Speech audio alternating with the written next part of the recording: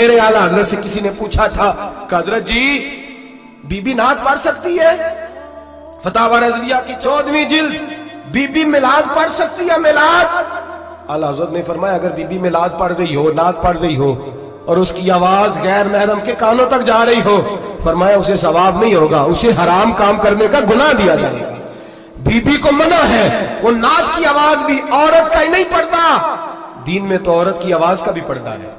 दीन में तो औरत की हजरत सैयदा ज़ैनब, हजरत फातिमा की वो लख्ते जिगर जो मैदान करबला में इमाम हुसैन बराबर की शरीक रही सैयदना इमाम हुसैन के साथ। याह्या बिन मोइन कहते मैं 15 साल तक हजरत ज़ैनब का पड़ोसी रहा हूं। 15 साल।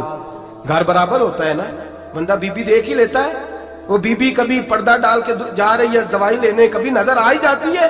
कहते 15 साल में सैयदा फातिमा की बेटी का पड़ोसी रहा हूं, मैंने कभी बुरके में छुपी हुई ज़ैनब भी नहीं देखी। बुरके में छुपी हुई ज़ैनब भी कभी नहीं देखी।